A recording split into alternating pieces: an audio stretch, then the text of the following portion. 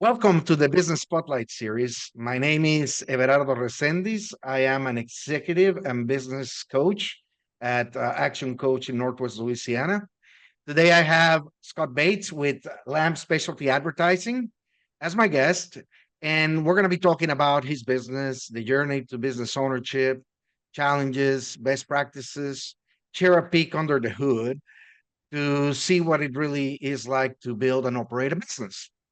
If this is your first time on the channel, please be sure to like and subscribe to get notifications when we drop new conversations just like this one.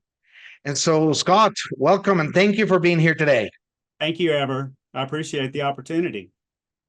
Would you share with us a brief overview of the business and the background and your background and, what do you do? How do you do it? Gotcha. Well, the name of my business is, as you already said, is Lamb Specialty Advertising. We're part of a $30 billion promotional products industry. Where our industry is made up out of a series of suppliers. There's about 3,000 suppliers within our industry. They are the product manufacturers. And then there are about 25,000 distributors like myself. Our focus is primarily on advertising specialty products, things like, imprinted pens or, coffee cups and things like that would have a logo on it. We also are heavy into decorated apparel, meaning like a polo or a dress shirt like you have on now with your logo on it. And then we also get into some premium products that typically are branded products. They may or may not have a logo on them, but they would be used as gifts or anniversary awards and that kind of thing. So our industry's been around for a long time. It dates back to the early 20s, and it's continued to develop over the years, and now it is a very strong and thriving industry. What about you, Scott? What's your background? Wow. So I am a college graduate from Louisiana State University in Shreveport, and I've had an interesting work career. I started off in the motor oil industry, actually. I worked for Quaker State. I was a division manager for about 10 years with them. I ran and operated a division out of Memphis. And at some point, I moved around quite a bit. I think I had 7 moves within 10 years. And so at some point, yes, luckily they were all upward moves. So at the time, my wife and I, we were double income, no kids. And so it was easy to move. But at some point we had a child and I wanted to get off the road a little bit, at least stop the moving part. So I interviewed with a company here in the Shreveport-Bossier area, and they were a manufacturing firm, and I became their national sales and marketing manager. So I was responsible for about 120 reps all over the US, Mexico, and Canada. And I spent a lot of time in an airplane, flying all over the United States, seeing and working with our reps. Did that for several years, but in the end, I have always had a burning desire to own my own business. And I had the opportunity to purchase a business here in Shreveport back in the early 2000s, and convinced my wife that it was a good move. And she went along with it, and the rest is history. So that's how we got started in this business, and that was 23 years ago. Oh, wow. So we're talking 2001 when you started with That's right. Lamb Specialty Advertising. And so is it you're the sole owner of this business? I'm not the sole owner of the business. My wife is my business partner. We are a certified woman-owned business, so she actually is my boss. She owns 51% of the company, and I own 49% There you of the go. company. And so So, what is your current role in the business? well, I'm responsible for all the sales, sales training, marketing, and she is responsible for the financial end of the business. She takes care of all the accounting functions in the office. So very powerful division here between the two of you. Yes, and we do really well at staying in our own lanes. Very, very good. And so when you look at your role, how many hours do you spend working on your business and how many hours in the business? You know, on and in, like in the business will be things like, you know, the operations, the actual going out there doing sales and, you know, making sure that all that is coordinated and the on the business part will be on the strategy planning, you know, kind of the designing your next moves. Sure. I would tell you from a percentage standpoint, I probably spend about 70% of my time out in the field or actually working on sales. And then from a strategic standpoint, I'm probably spending, about 30% of my time further developing strategy and, just working on the ins and outs of how we operate. Very good. Very good. And so let's move on to what makes your business so special. Um, who primarily your business serve? If I were the audience, how will I know if I was a good fit for your products or services? Well, I would tell you we are diverse in our client mix. We work a lot with schools and universities. We do a lot of work in the healthcare industry. We have oil and gas clients, fabrication clients.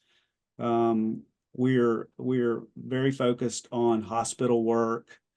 I'm actually collegiately licensed to print all things LSU.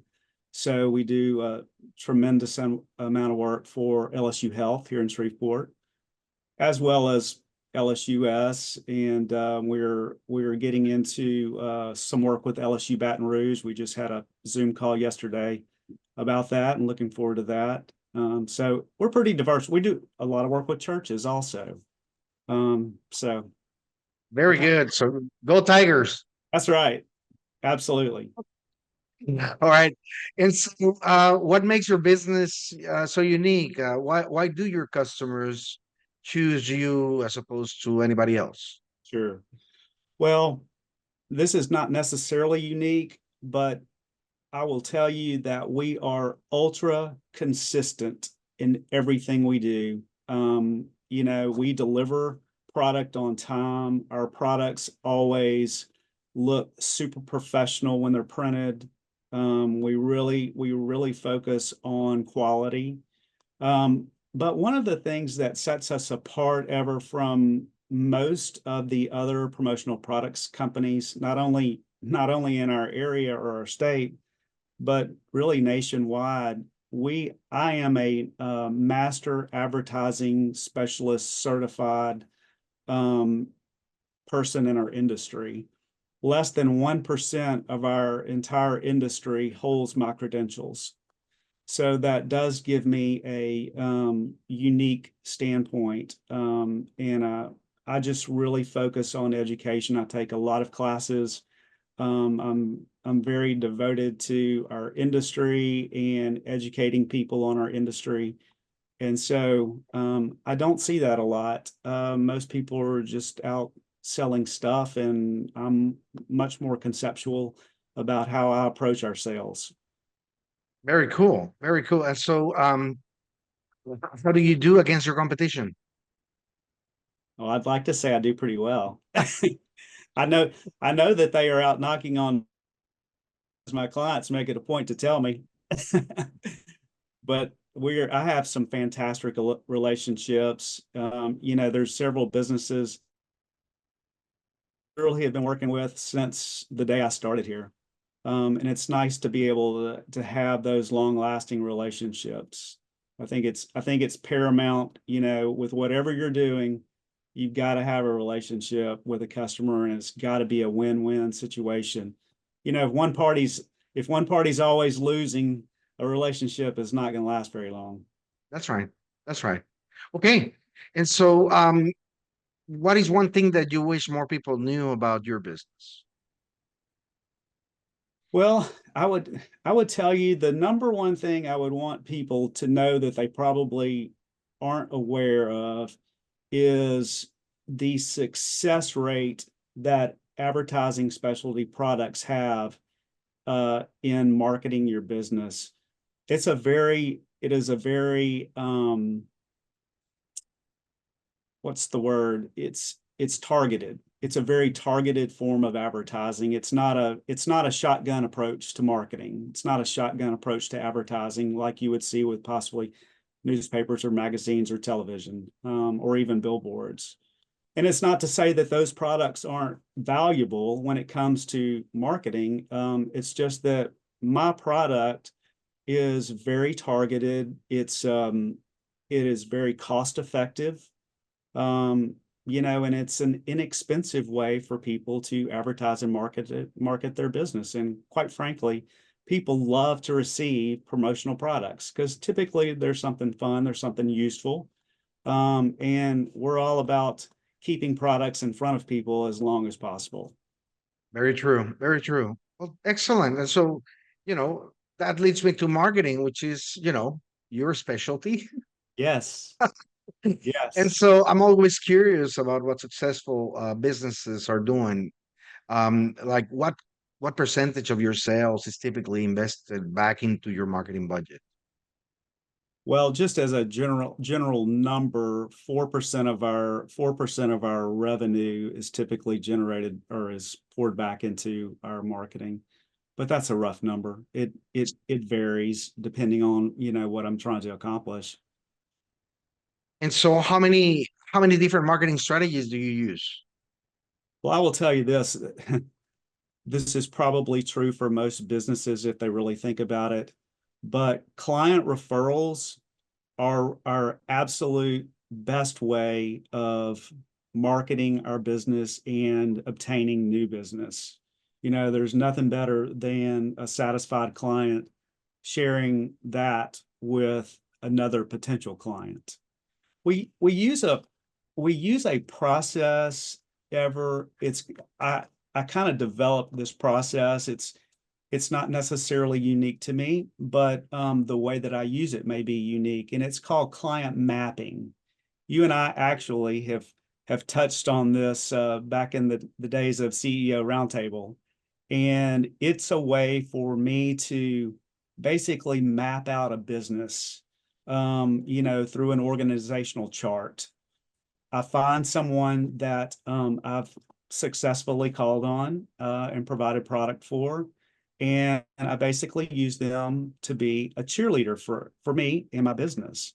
And what happens is ultimately in a business of some size, let's just take the director of marketing, for example. Well, that director of marketing may introduce me to, someone in human resources, and human resources may use me and then introduce me to someone in payroll.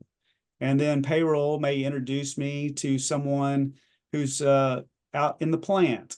And it just goes on and on and on. And instead of going out and trying to pick up 5 or 6 different clients or different businesses, I can go into one office and ultimately have 5, 6, 7 clients within that one business. With that same business? That is And excellent. It's a great strategy. it is a super strategy and it is super efficient. And I've taught this class, if you will, to industry peers over the years. Very good. Any Yes. other strategies that you use? Well, we're not afraid of using these other, media products like billboards. We certainly have used billboards. And if I'm interested in developing name recognition or just wanting people to remember who I am and where I am, billboards has been a great choice for us. Very good. And I want to mention that we certainly use our own products. So I'm putting my money where my mouth is. Go. I was going to ask about that. How about specialty marketing products? Yeah, funny you ask. I love them. Like I've already said, I mean, it's a great, effective, tool to use in an inexpensive way. I mean, typically promotional products are just not that expensive. Right. Um, but people love to receive them and they love to use them. And one of the key strategies that I share with my clients is make sure you're picking items that are useful. That's really important. You don't want to pick something that there's not much of a use for, and you can take something so simple as a ballpoint pen. Well, what can you do to make that pen more useful? We'll make sure it's multifunctional. Let's make sure that it maybe has a stylus tip on it. Right. Something that adds additional value other than the fact that you can simply write with it. I love it. Okay. And so, what approach do you take to your leads? I mean, do you have a CRM? Do you record all the inquiries coming into your business? How do you process them? Yes, and we do that. We've also used a lead generating company. They will go out and actually find leads for us. They'll set an appointment and then we go follow up and that's been successful. It's been successful to the point where I've had to slow down doing it because the company that I use, they are specific to my industry. So it's all they do. All they do is try to find leads for distributors such as myself. So producing them through a third party is certainly a good way to move around.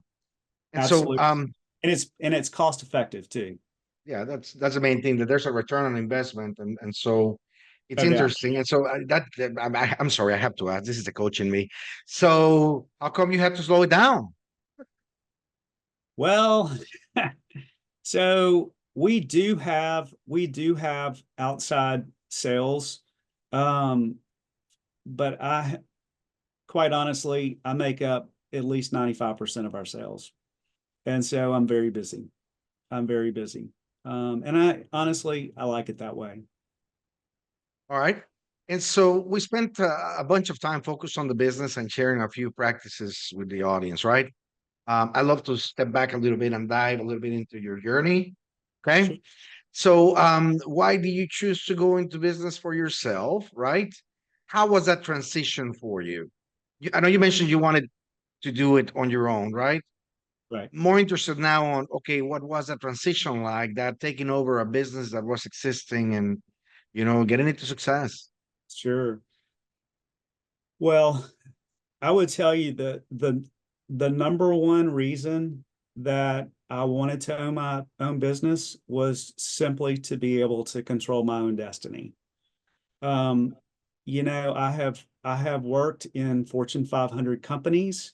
Um, I have been at a high level management with companies, and there was always a feeling that I certainly added value, but I wanted to be able to make all the decisions. I wanted to call the shots. Um, I was willing to assume that risk and still am willing to assume that risk today, All although right. much more calculated today than back 23 years ago. Now, making the jump from, having a regular paycheck coming your way and now Yes, having to work through it, that's a transition. It's a big it shift in life. it is, and I have a um, I have a term that I use because people, if you haven't owned your own business, sometimes you just don't think about the fact that if I'm not out earning my paycheck, I don't get a paycheck. And I call that you eat what you kill. And Yeah. literally, if I'm not out making money, if I'm not out making sales, then what do we have? We Right. don't have any Right. business. And so it keeps me hungry. All right. And so, looking at your journey so far, what has been the most memorable roadblock for you or hurdle that you were challenged and forced to overcome? That's easy. Finance. Um, Yeah. when we bought this company ever, it was a small company that had a really good reputation in the Shreveport Bossier area. But I saw that if we added more technology, then we were going to grow at a much faster pace. And we did exactly that. And so we immediately started growing rapidly, rapidly to the point where I had to worry about how am I going to finance all these orders. And we quickly got past that just through lines of credit and that kind of thing. But You had that to was, have good relationships with your banker. oh, absolutely. I, I I would tell you that I have had the same banker for the last 23 years, but my banker recently retired. So, but I'm in good hands. And you're still in the same bank, right? Yes, So that job was well done from that yes, perspective. absolutely. Absolutely. All right. So yeah, and it's almost like stepping out on a limb to take that risk, and you know, having a certain level of confidence that what you're deciding on, it's actually going to come back and pay you with big returns, right? That's Sure. the bet that we make. Well, And so I will tell you this, as someone who was in a management role, a sales management role, I always had the opportunity to buy promotional products from distributors. And so I sat on that side of the table, and I saw the effectiveness of those products being used in, a real life circumstance. And so it was in looking back at that, it was easy for me to have confidence in selling promotional products because I already knew how to use them. And I understood the concept, of how promotional products need to be used. Anyway, I had a lot of confidence going in when we took over this company. love it. Okay. So let's now shift a little bit the view into the future, right? Where do you see the business going the next 3 to 5 years? Well, we have been growing at a really steady pace over the last several years, and I'm gonna eliminate the COVID period simply because that was a crazy time, quite frankly, in our industry. So we are such an event-driven business. When you cancel all the events, it does have a negative impact on you. But beyond that, we have been growing at about a 10% clip every year for a long time. There's been years that it's been less than that, and there's been years where it's been a little bit more than that, but it's been consistent. In average, it's about 10%. Yes, yes. So I want to continue on that pace. It's it's not it's not to a point where it's taxing us or creating problems within our business, but it's enough to continual growth that I want to see. All right. And so what has been your approach to goal setting? Like how many goals do you set at a time? How do you document them? What's the time frame that you set for those? Well, first and foremost, I'm a realist, and so I want to create goals that are realistic and obtainable. I want the goals to be to a point where I'm going to stretch myself to achieve the goals. And I look at goals, from a monthly, quarterly, and annual basis. So that's how I'm evaluating. I'm looking at, my 30-day numbers, my 90-day numbers, my annual numbers. Um, and we've got a good technology platform that we use that it's really helpful in report generation. So I have some good data to look at constantly. Good, good. Thank you for that. I think it's important for every business owner to have the tools to be able to not only choose what their path is going to be, but to have the actual the meat of it to be able to do it, the fuel that you'll need to make that happen. Yes, And so it was one of the things that created quick growth for us because when I stepped into this business, they had a technology platform. They had no concept of how to really utilize it, how to take advantage of it. And so when we moved the technology along, it's amazing how much more efficient we became. very good. And so when looking at the future of the business, it's always important to address the topic of building a great team, right? Yes. So, tell me about your team. How do you describe your leadership style? You know, how much has it changed over the years? Well, I would definitely say that that have a relaxed work style. We have a relaxed and fun environment at our office. I believe in hiring the very best you can afford. I'm fortunate that we have, we've had employees who have been here quite a while.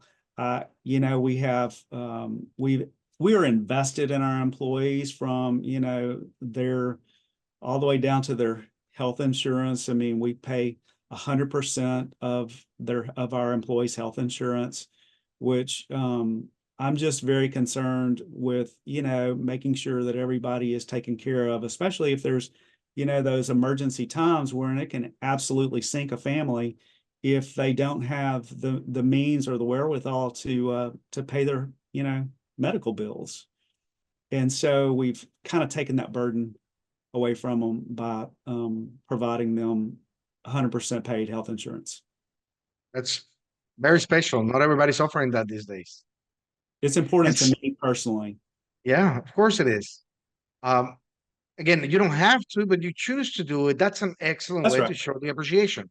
Sure. So, are you developing new leaders in your team? Is there a next generation coming through? I don't know about that. We do a lot of work on product development. I'm taking classes. I'm incentivizing our employees to do the same. I want them to be educated, and they are. Um, I want our clients to be educated, and they are, because we teach and train them to be that way. Um, I don't know what the 10-year future looks like. At some point, uh, I certainly have looked at an exit strategy, but I'm nowhere close to hanging up the reins. You're not ready. You will No, be though. At some I, point, you will be. at some point I will be. That's right. That's right. It's true. All right. We have certainly covered a lot of ground in this conversation. And so for those people watching, I encourage you to save these and come back a few times and you maybe give it an additional watch. There's a lot of great nuggets here. And so as we begin to wrap up, I have a few rapid fire questions. Okay. So these are quick top of head answers. I may need you to elaborate on some of them, but if I don't say anything, we'll just kind of power through them. Okay. Okay. What is the key to success to you? Consistency. Hence the ultra consistency philosophy that you use in your business, isn't it? Yes. Very good. What is your one piece of advice for other business owners? Make sure you're well financed. And so for those who don't have the ability to, or they don't have, let's say, good controls in place, what would you recommend them doing? Say that again, ever. Like, you know, well, when people are in business, sometimes they see the profits coming through. Um, they may not have good controls in place, so they really can't access the financing I understand. as most traditionally should be done. Any recommendations for them? Potentially look at a partner, maybe. Maybe a silent partner, but someone who's interested in, investing in an entrepreneur and sees potential. I know a lot of people do that. Yep, yep, I agree with you. So, what is one book that you're reading right now, or that you have read recently that has made a difference for you? Seven Habits of Highly Effective People. It is probably my favorite book. I just have a strong belief in, creating win-win situations. It has carried me through my business life for sure. I've always made it a point to ensure that all parties are coming out better than they would have come out if they were separate. Agreed. Very good. Very good. So, if you had to choose only one area of your business that you could immediately improve tomorrow, what will that be? Wow.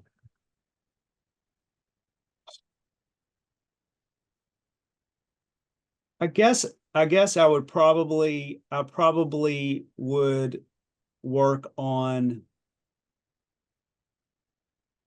releasing some responsibility, instead of trying to take care of everything by myself. And not that I do that exactly.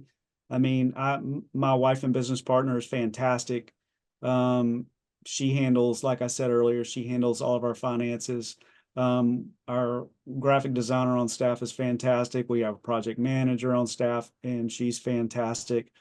But I seem to want to have my hands in everything all the time. Well, it's your baby. Your business is your baby, Right. and you want to make sure Right. that it's coming to the right path. It's not going to get into a ditch or something. That's right. That's right. And so, before we get into the final question of the day, how can other people learn more about you or your company? How can they get in touch or in contact with you? Well, they certainly can call us. We have a website that they can go to find out a little bit more information. It's What's the Lamb number to call? 318-221-3596. And I'm an extension 102, and I do answer my phone. So people can call me anytime. As a matter of fact, I have my cell number listed on my business card. I am very approachable and easy to reach. Very good. And your website? Lambandassociates.com. And the and is spelled out. Okay. Do you have a Facebook page, Instagram, all these things? Yes. We can find you there. Okay, good, good. All right. And so, final question of the day. What is most inspiring to you today? I will tell you, my clients are what's most inspiring to me. I am blessed with just some fantastic people that I have a chance to work with, and it's so fun to watch their businesses grow. And they've been a blessing to me, our business, and my family. So we're just very appreciative of that. Well, Definitely inspired. in that spirit of gratitude, I thank you, Scott, for being here today, and I thank our listeners for coming all the way through the end. Remember to go back and maybe share these with other people that may need to hear these messages. You never know; you may make a difference. So, Sure. thank you for being here today. Thank you.